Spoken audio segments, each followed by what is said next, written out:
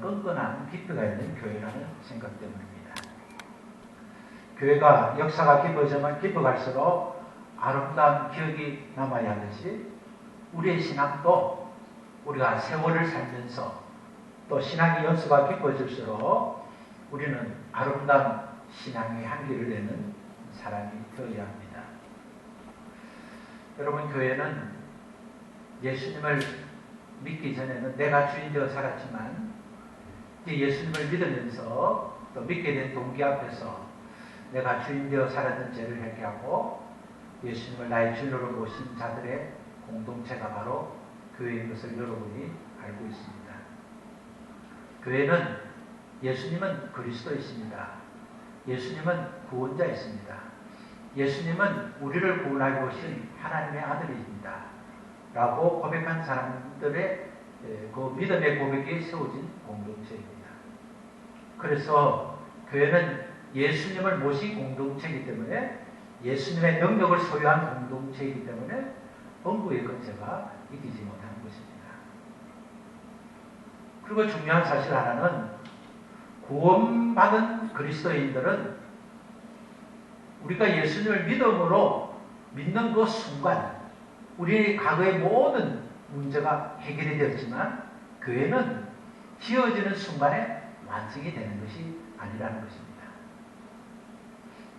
교회에 대해서 기술하고 있는 에베소서와 베드로전서를 보면 교회는 살아계시는 산돌, 교회를 짓고 있는 그 돌이 그냥 죽어있는 돌이 아니라 교회를 짓는 그 돌은 살아있는 산돌 위에 지어진다고 말씀하고 있습니다. 예수님은 생명 있는 돌이고 예수 믿는 우리도 생명 있는 돌이 되어서 돌 위에 돌이 쌓아지고 돌들이 연결되어서 그렇게 교회가 완성되어진다고 설명하고 있습니다. 그렇기 때문에 교회는 나 한 사람이 신앙의 고백 위에 놓여지면 또 한 사람의 신앙의 고백자와 나와 연결이 되고 나와 손을 잡고 연결된 그 위에 또 신앙의 고백자가 세워지면서 그렇게 교회가 아름답게 세워져 간다는 말씀입니다. 목사의 딸이라는 책이 출간되면서 많은 분들에게 파장을 주었던 책이 있었습니다. 그 책은 하나님의 종이라는 이름 뒤에 감춰진 슬픈 가족사라는 부제가 붙어 있습니다. 한국교회에서 존경받았던 목사님의 딸로 살다가 자신도 목사가 되고 노년이 된 그 목사님이 아마도 신앙과 삶에 대해서 말하고 싶어서 이미 고인이 된 그의 아버지에 대한 일들을 소개하면서 그분의 아버지 이야기를 소개가 한국교회에 많은 영향력을 주면 좋겠다는 뜻으로 아마 이 책이 출간되었다고 저는 생각합니다. 그의 아버지 목사님은 교계에 엄청난 업적을 쌓고 수많은 제자를 양육시킨 목사님이었기 때문에 많은 분들로부터 존경을 받았습니다. 그러나 반면 가정에서는 그렇지 않았다는 것입니다. 목사님은 아내에게 매정한 남편이었고 자녀에게는 전혀 아버지로서 사랑을 보여주지 않았던 아버지였다는 것입니다. 가족들이 기억하는 목사님은 오직 말씀을 연구하고 책을 쓰는 일과 교회에 전담하는 일에만 매였던 분으로 기억이 되었습니다. 저자에 따른 아버지를 통해서 본 하나님은 사랑과 자비로우신 하나님이 아니라 하나님 말씀을 지키지 않으면 엄벌에 처하는 무서운 하나님으로 여기기 때문에 하나님의 벌을 피하기 위해서 말씀을 지키려고 철저히 노력했던 율법주의적 신앙이었다고 소개하고 있습니다. 미국에 살고 있던 딸은 아버지가 돌아가시기 전에 아버지가 세상에 떠나기 전에 아버지를 향한 가로막혔던 이 마음들을 조금 해결하고 싶다 하는 생각을 가졌습니다. 그래서 그는 형제들을 대신해서 아버지에게 편지를 썼습니다. 이미 어머니는 돌아가셨지만 아버지께서 어머니와 자식에게 대해주셨던 것은 좀 아닌 것 같습니다. 제가 아버지를 통해서 우리 어머니, 또 우리 형제들이 가로막힘이 있습니다.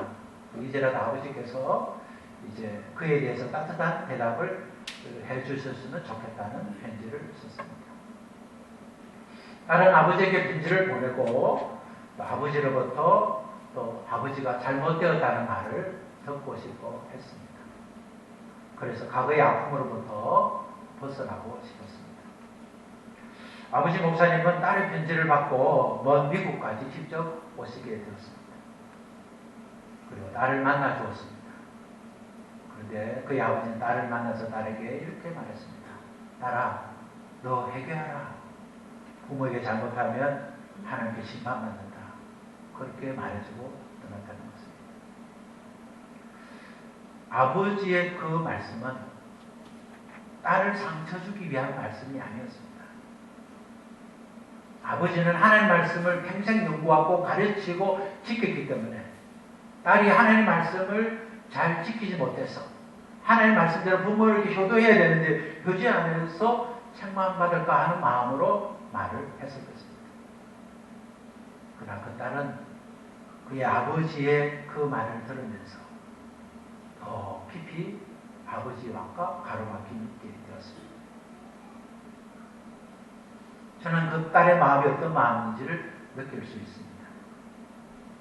저는 그 내용을 들으면서 마음이 많이 먹먹했습니다. 그리고 믿음으로 사셨던 제 아버지, 저희 어머니를 생각했습니다. 오랫동안 신앙생활을 하면서 그들이 오랫동안 신앙생활하는 우리 주변의 사람들이 오랫동안 신앙생활하는 우리들이 정작 해결해야 될 우리 자신의 문제는 덮어두고 우리의 자식들이 다른 사람들이 해결하고 돌아오도록 기도하는 분들이 생각났습니다. 야, 나를 바로잡지 않으면 나도 저럴 수 있겠구나. 내가 늘 그렇게 사시는 분이 못마땅하고 어떻게 자기 언어는 그렇게 높이면서 자기의 잘못은 높이지 않는가? 왜 신앙생활을 그렇게 오랫동안 하고 기도생활을 그렇게 오랫동안 하고 말씀을 그렇게 알면 더 깊은 신앙의 연륜이 있어야 되는데 왜 그런 현상이 일어날까? 저는 앞으로 우리 교회가 어떻게 해야 될 것인지 또 우리들이 어떻게 해야 될 것인지를 저는 생각하지 않을 수가 없었습니다. 세분교회 가는 여러분, 우리들의 신앙 연수가 깊으면 깊을수록 우리는 깊은 맛을 낼 수 있어야 합니다. 신앙생활을 오래 하면 오래 할수록 향기 나는 교회가 되어야 합니다. 생명 없는 돌로 지어지면 생명 없는 돌로 지어진 그 답답함과 생명 없는 영향이 나타날 수밖에 없습니다. 그러나 생명 있는 돌로 지어진 교회는 교회 안에 생명이 흐릅니다. 그의 삶에 생명이 올 수밖에 없습니다. 생명의 산돌로 교회를 세우려면 먼저 우리 자신이 생명을 소유하고 있어야 합니다. 그 생명은 무엇입니까? 바로 하나님 주신 은혜인 것입니다.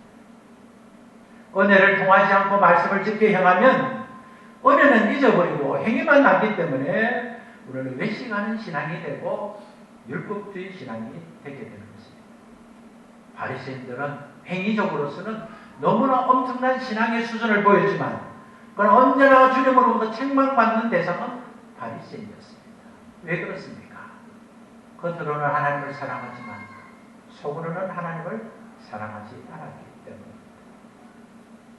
그들은 말씀을 읽고 듣고 지켜 행한다고 하였지만 그러나 정작 그리스도로 오신 예수님을 구원자로 알지 못했고 그리스도를 십자가에 못 박힌 일에 앞장섰고 하나님의 사랑을 깨닫지 못하고 증거하지 못했습니다.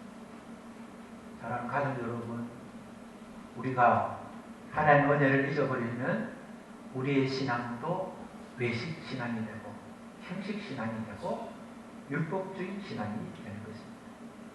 그러므로 우리는 우리 마음속 깊이 하나님으로부터 받은 은혜를 잊지 않도록 우리 자신을 잘 살펴야 합니다.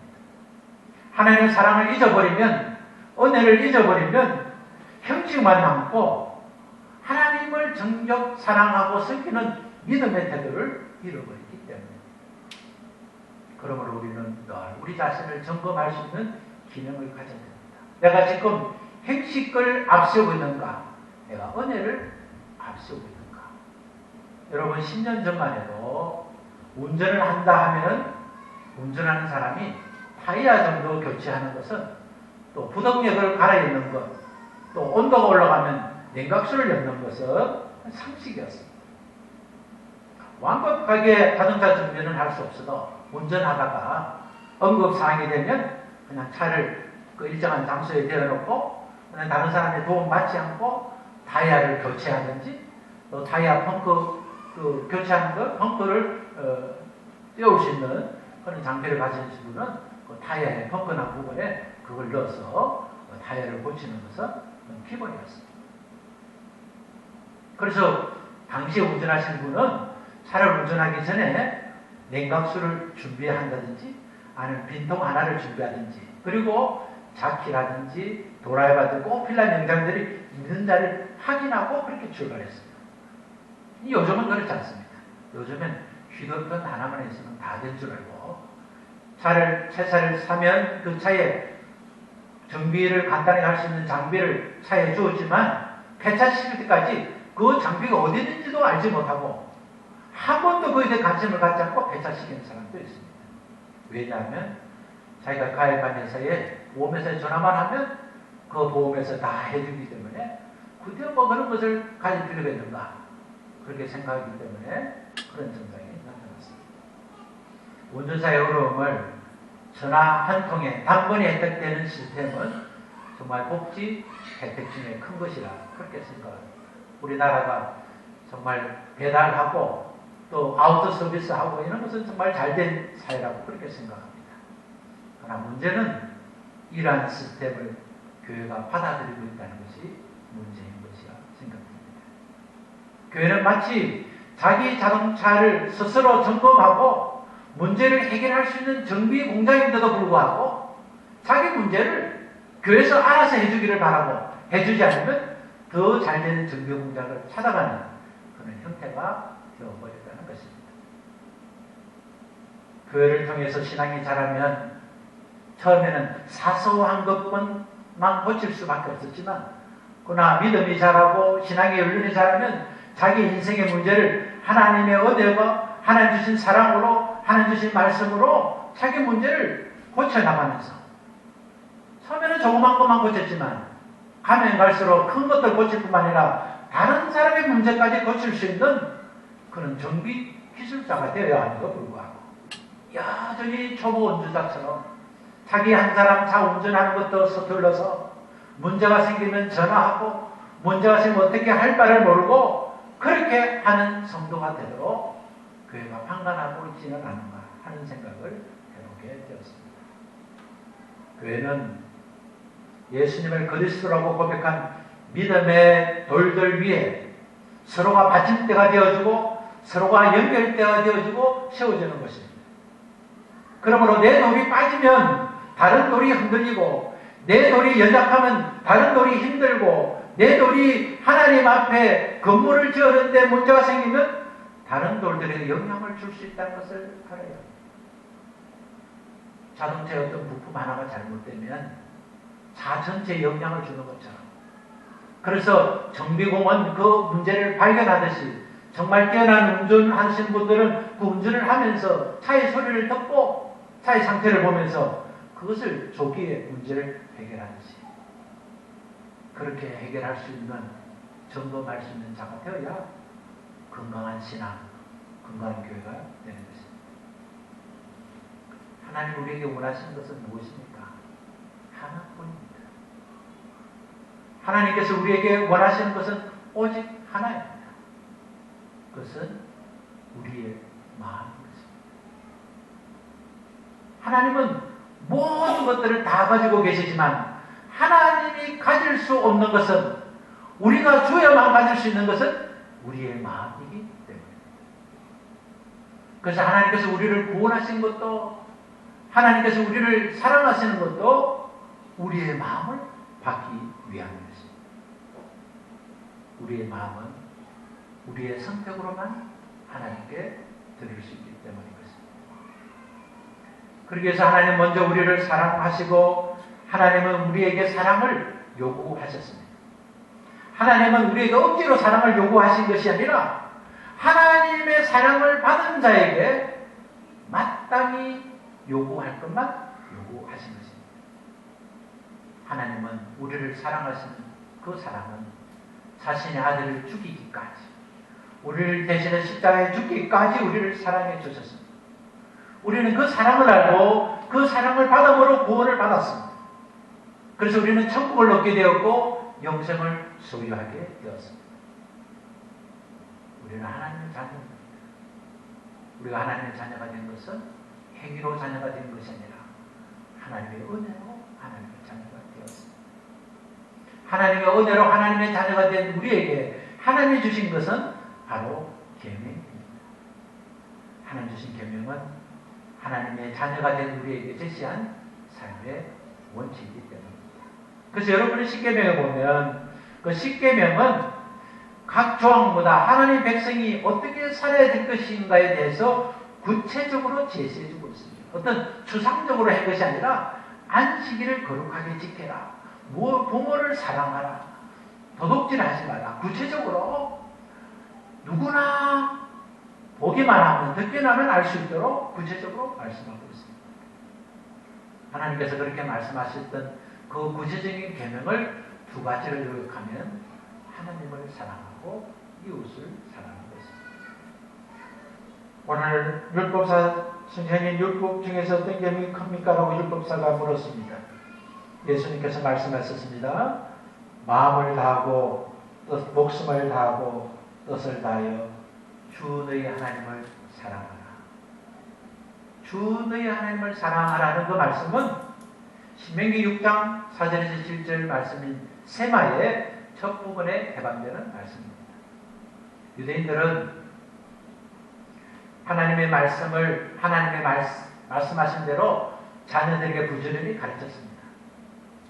세마의 가르침의 목적은, 하나님을 사랑하라 하는 그 가르침의 목적은 하나님의 말씀을 떠나지 않게 해서 하나님을 사랑하기 위한 말씀인 것입니다. 유대인들이 세마를 기록한 메주자를 걸어놓고 경문을 머리에 부착시키고 그들은 그 말씀을 늘 지키고 행하면서 살았습니다. 그러나 문제는 겉으로는 하나님의 말씀대로 행한 것이 버젓했지만 그러나 그 마음은 하나님을 사랑한 마음이 아니었습니다. 남녀가 서로 만나면, 그리고 만나서 사랑하게 되면 결혼을 합니다. 근데 연애할 때는 초기에는 전혀 문제가 없다가 이제 좀 더 자세히 알게 되고 또 결혼을 약속하게 되고 또 결혼까지 하게 되면 서로가 서로에게 불편이 생기기 시작합니다. 속았다는 겁니다. 결혼을 가까이 두고 결혼해 보니까 내가 생각하던 사람이 아니었다는 겁니다. 그러나 여러분, 그 자신을 자세히 보면요, 사실은 상대가 나를 속인 게 아니라 내가 상대를 속인 것을 알게 됩니다. 처음에 만났을 때는 내가 너를 위해서 내가 어떤 것도 해줄 수 있다 그렇게 말을 하고 그렇게 해주려고 마음을 작정합니다. 그러나 친하게 되고 가까워지면 첫사랑을 잃어버리고 상대가 나를 위해서 어떤 것이라도 해줄 수 있을 것이라는 기대로 바뀌게 되는 것입니다. 어떤 부부의 상담 내용을 보았습니다. 한 자매가 한 남자를 알게 되었는데 서로가 예수 믿는 믿음으로 살면 행복할 것이라고 결혼을 선택했습니다. 그 자매의 가족들은 남자가 너무 가진 것이 없기 때문에 반대했습니다. 그러나 자매는 남자에게 좀 부족한 것은 내가 채워주면 남자가 잘 것이라고 가족들을 설득하고 결혼을 했습니다. 서로가 신앙 안에서 서로 사랑하며 잘 살 수 있다고 생각했는데 막상 결혼하고 얼마 되지 않아서 부부가 다툼이 많아지기 시작했습니다. 여자가 남자를 보면서 남자에게 미래가 없다는 겁니다. 지금 그 정도의 수입으로서는 자신의 가정에 미래를 줄 수 있는 어떤 사람이 아니라고 생각했기 때문입니다. 그런데 그 정도 버리는 것은 인정해 줄 수 있지만 이 남자가 미래를 위해서 새로운 것을 준비하지 않는 것이 있다는 것입니다. 그 그래서 남편만 보면 짜증이 나고 잔소리가 많아졌습니다. 남편은 자기가 좀 부족하기 때문에 자기보다 뛰어난 아내를 만나면 자기를 잘 도와줘서 자기는 더 행복할 것이라고 생각했지만 오히려 차라리 나보다 더 못한 여자를 만났으면 나한테 잔소리는 하지 않을 텐데 나보다 더 똑똑하다 보니까 저를 잘났다 보니까 직장에서 열심히 일을 하고 쉬어야 되는데도 불구하고 쉬지 못한다고 잔소리를 만나는 아내를 통해서 힘들게 되었습니다. 부부가 어떤 의도였는지 이야기만 하면 나중에는 결국 다툼이 되고 부부는 서로 악하고 힘든 상태가 되었습니다. 부부는 상담을 신청하고 상담을 받는 가운데 잘못은 상대인 것이 아니라 자신에게 있다는 사실을 인정하게 되었습니다. 자기 눈높이에 맞지 않는다고 다른 사람을 힘들게 하고 있는 자기 자신에게 잘못이 있다는 것을 알게 되었습니다. 상대를 사랑한다고 한다면 상대를 행복하게 해주는 것이 사랑의 마음이라는 것을 알게 된 것입니다. 정말 상대를 기쁘게 하는 것은 행동 이전에 그 사람 자체를 사랑하는 마음이 있어야 하는 것입니다. 우리는 처음 사랑으로 회복되어야 합니다. 처음 마음을 잃어버려서는 안 됩니다. 오늘 슬픔을 이겨내는 조건은 첫 열매, 첫 마음을 회복하는 것입니다. 여러분 가정에서도 마음이 통하면 부부가 전혀 문제가 생기지 않습니다. 신혼 초에는 부인이 밥을 해줄 일을 하면 괜찮다. 피곤한데 그냥 자면 된다. 뭘 밥은 왜 먹냐. 무식하게 아침 오는 사람들이 무식하지 아침 안 먹어도 된다. 그렇게 합니다. 그러나 마음이 통하지 않으면 밥도 해주지 않는다고 불평하기 시작합니다. 좀 더 자고 좀 더 쉬어라 하는 말은 사라지고 게으르다. 좀 일찍 일어나서 밥을 하지 않으면 안 되나. 밥을 해도 그렇게 반찬이 그게 뭐냐. 이런 저런 투정이 생기는 겁니다. 왜 그렇습니까? 그 마음을, 사랑의 마음을 잃어버렸기 때문에. 하나님께서는 하나님을 사랑하는 자에게 하나님을 사랑한다고 한다면 하나님을 계명을 지켜야 한다고 말씀하고 있습니다. 그러나 계명을 지키는 자가 하나님을 사랑하는 것이 아니고 사랑하는 자가 하나님의 계명을 지키는 것임을 기억할 수 있어야 합니다. 우리가 계명을 지키려고 힘쓰기 이전에 먼저 하나님으로 받은 사랑으로 회복되어야 하는 것입니다. 그러면 우리는 힘들지 않게 계명을 지킬 수가 있습니다. 오늘 내 삶의 엔진 소리를 들어야 합니다. 내 삶의 바퀴 소리를 들어야 합니다. 내 삶의 기관들의 움직임을 들어야 합니다. 내 믿음이 나를 높이고 있는지, 내가 믿고 있는 그 믿음이 나를 짓누르고 있는지, 내가 예수를 믿는 것이 나를 힘들게 하고 있는 것인지, 내가 예수 믿는 것으로 오히려 내가 즐거워하고 기뻐하고 있는지를 점검할 수 있는 믿음을 가져야 하는 것입니다. 하나님을 잘 믿는 것은 어떤 행동 이전에 마음이어야 합니다. 마음으로 하나님을 사랑하고 행동으로 사랑하지 않는 것은 거짓된 사랑인 것입니다. 사람들에게는 신앙 있는 사람으로 보여주는 것은 쉬운 일이지만 마음이 없어도 신앙의 사람으로 보일 수 있지만 하나님은 겉으로 본 것으로 판단하지 않고 우리 안에 있는 내면으로 판단하기 때문인 것입니다. 여러분 정말 패션을 하려고 하면 좋은 옷을 멋있게 입으려면 속옷부터 잘 입어야 합니다. 속옷을 몸에 탁 맞도록 탄탄하게 그리고 잘 맞지 않으면 요즘엔 볼륨이 있는 그런 이물질을 넣은 것을 입더라도 안으로부터 각을 잡아야 겉으로 각이 나오는 것이지 그냥 그 사람만 먼들하면 멋이 나는 것이 아닙니다.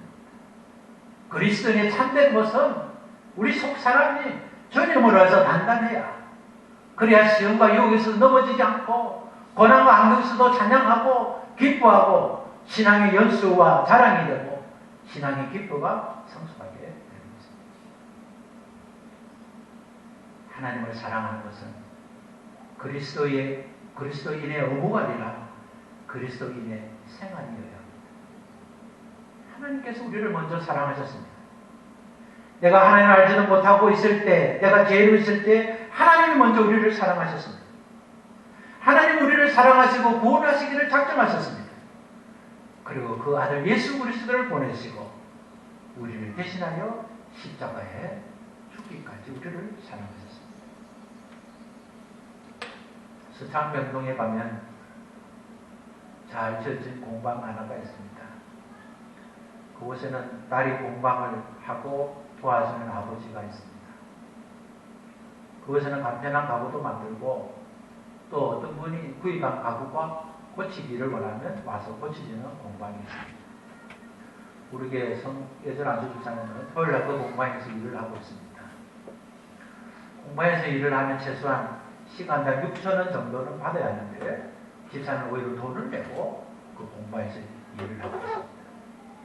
제가 한번 들린 적이 있는데 그 공방에서 일하는 아버지가 어떤 분의 가구를 입험하면서 아유 돈도 안 되는 건데 일을 한다 하면서 그것을 고치는 일에 돈이 얼마 안 되는 것을 투덜거리면서 일을 하는데 집사님 오히려 돈을 내면서 그것을 일을 하고 있습니다. 그것을 일을 하면서 돈을 받기는 그냥 돈을 주고 또 그들이 하는 일과 같은 일을 하면서 왜 집사님은 그 일을 하고 있습니까?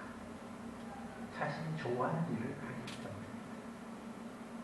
자기가 좋아서 하는 일은 돈을 내면서도 재미가 있습니다. 집사님이 그 일을 하게 된 것은 은혜입니다.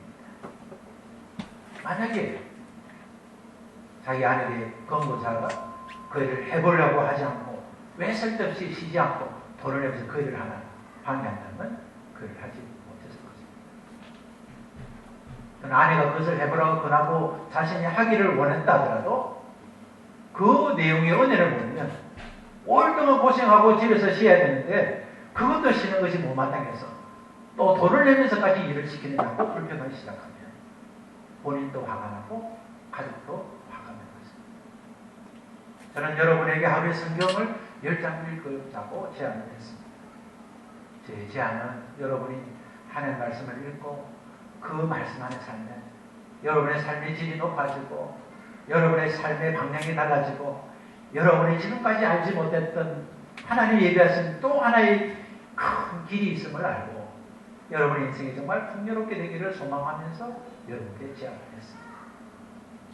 그래 여러분이 그 은혜를 알지 못한다면 교회를 다니는 것만도 힘든데 목사는 하루 종일 앉아서 성경 읽고 싶으면 읽지만 우리는 하루 종일 나를 바빠 죽겠는데 어떻게 그것도 한 장도 아니고 10장을 읽어야 하는지 정말 피곤해서 이 교회는 못 갈 거다 그렇게 생각하지 않겠습니까?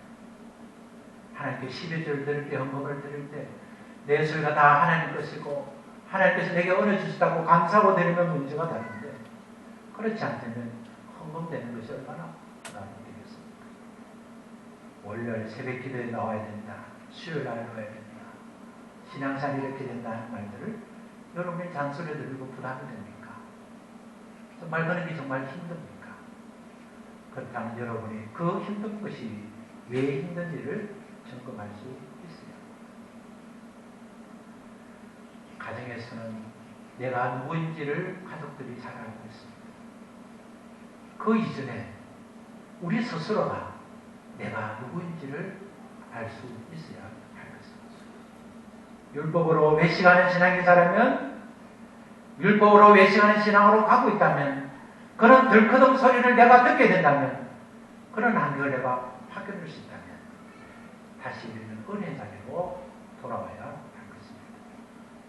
예수 그리스도 안에서 의무로서 그를 행하는 부담을 가지는 자 아니라 하나님을 사랑을 알았기 때문에 하나님의 은혜를 알기 때문에 환난 가운데서 나를 지키시고 재앙 가운데서 나를 구원하시고 그 가운데 하나님께서 나를 인도하시는 그 사랑을 내가 알기 때문에 그 사랑이 내 마음 중심에 있기 때문에 그 사랑으로 지어진 돌이기 때문에 내가 살아있는 산돌로서 나 한 사람 위에 또 한 사람을 쏘고 나 한 사람 위에 또 한 사람의 손을 맞들어서 하나님이 세우신 세봉교회의 교회로서 세봉교회의 한 산돌로서 좋은 교회, 복된 교회, 행복한 교회 그렇게 세워진 교회가 정말 오래되면 오래될수록 지금은 이 정도밖에 지어지지 않았지만 신앙의 연륜이 깊어지고 믿음의 연륜이 깊어지고 하나님을 향하는 사랑이 더 깊어지는 돌들이 살 때 그 교회는 정말 거룩한 교회, 완성된 교회, 하나님의 축복을 받는 교회가 될 것입니다. 이 교세 하나님께서 우리 세번교회를 세워주셨습니다. 66년의 연륜이 흐르는 교회, 이것이 하나님께서 우리를 보내주셔서 이곳에 매적인 신앙의 연수가 있는 것 가운데 오늘 교회 본질은 우리가 참 은혜를 가슴에 안고 참 은혜 위에 그리스도의 반석 위에 세워진 교회가 된다면 우리 교회는 세월이 가면 갈수록 오래되면 올수록 더 좋은 교회, 더 명품 있는 교회, 많은 자들이 오고 싶은 교회, 같이 교회를 이루는 교회가 되겠습니다. 오늘 여러분의 환경에, 여러분의 가정에, 여러분의 일상에, 여러분의 삶 가운데 비극적 소리를 들을 때마다 여러분이 정비할 그것을 발견하고 하나님 주신 말씀으로 치료하고 고침받고 주님을 쓰임받아서 하나님께 쓰임받는 복된 교회를 내는 우리 모두가 되시기를 바랍니다. 함께 일어나겠습니다. 오늘 주신 말씀을 가지고 우리가 한번 기도하겠습니다. 하나님, 정말 신앙의 깊이가 오래될수록 주님을 나아가는 그날까지 세월이 가면 갈수록 우리의 믿음이 더 좋아지게 해주옵소서. 우리의 삶의 질이 더 높아지게 해주옵소서. 우리가 하나님을 사랑하는 마음을 잃어버리고 겉으로 사랑하는 흉내만 내는 신앙 되지 않게 해주옵소서. 하나님, 내 한 사람 한 사람이 오늘 내 한 사람의 위치가 바로 되면 내 위에 그 돌이 세워지고 내 위에 그 돌이 세워져서 하나님의 아름다운 교회가 될 줄 믿습니다. 그렇게 살지 못하는 우리의 마음을 주님 앞에 회개하고 그리고 살기를 확증하면서 우리가 조용히 하나님께 한번 기도하겠습니다. 하나님 아버지 감사합니다. 우리를 불러주시니 감사합니다. 하나님, 우리가 죄악으로 살다가 지옥과 인생이었지만 하나님 우리를 구원해 주셔서 하나님의 자녀로 삼아주시고 하나님께서 우리에게 은혜를 덧입혀 주셔서 하나님의 사랑으로 구원받고 하나님의 자녀가 되게 하심을 감사합니다. 하나님, 우리를 불쌍히 주시옵소서. 하나님, 우리를 긍휼을 베풀어 주시옵소서. 하나님께 쓰임받기를 원합니다. 하나님께 칭찬받기를 원합니다. 하나님, 우리의 신앙의 연륜이 오래될수록 우리의 실상은 사라지고 우리의 거짓만 나타나지 않기를 원합니다. 하나님, 우리를 도와주옵소서. 우리 세봉교회가 하나님 앞에 쓰임받는 교회 되게 해주옵소서. 거짓을 따라가는 교회가 아니라 진실을 따라가는 교회가 되게 해주옵소서. 예수님 이름으로 하나님 아버지, 하나님, 이곳이 교회가 세워지기까지 또 이곳이 교회의 역사가 66년의 세월 동안 이곳에는 많은 눈물과 탄식과 웃음과 기쁨과 기도가 있었던 이 터전 위에 하나님 우리 세봉교회를 세워주신 것을 감사합니다. 하나님, 우리 세봉교회 성도들이 하나님 주신 은혜를 잃어버리지 않기를 기도합니다. 처음 받았던 그 은혜를 잃어버리지 않기를 기도합니다. 교회를 통해서 받았던 그 은혜를 잃어버리지 않기를 기도합니다. 사람으로부터 받았던 그 은혜를 잊어버리지 않기를 기도합니다. 처음 만났던 그 주님, 처음 만났던 그 사람, 처음 만났던 그 행복을 잊어버리지 않기를 원합니다. 본질을 잃어버리면 그 짓을 본질을 대신할 수밖에 없습니다. 하나님, 사랑하는 성도들 말씀을 듣고 마음속에 하나님 앞에 잘못된 것을 기억나게 하실 것 감사합니다. 잘못을 회개하고 바르게 살도록 결심한 기도를 드리게 하심을 감사합니다. 하나님, 우리를 사용하여 주옵소서. 우리를 불쌍하게 여겨 주시옵소서. 하나님, 우리 한 사람 한 사람이 그리스도의 산돌이 되게 하심을 감사합니다. 하나님, 우리가 서로 연합하고 협동해서 하나님, 오래되면 오래될수록 교회가 아름답게 세워져가고 오래되면 오래될수록 신앙의 연륜과 깊이가 묻어나는 우리 세봉교회와 성도들이 되게 하여 주옵소서. 이제는 우리 주 예수 그리스도의 은혜와 하나님 아버지의 크신 사랑과 성령님의 교통하심이 오늘 말씀을 듣고 말씀대로 행해서 말씀대로 복을 누리기를 작정하고 소원한 사랑하는 제자매들 모두 위에와 저들의 가정과 일터와 저들의 삶의 현실 속에 지금부터 영원까지 함께 계시기를 우리 주 예수 그리스도 이름으로 축원합니다.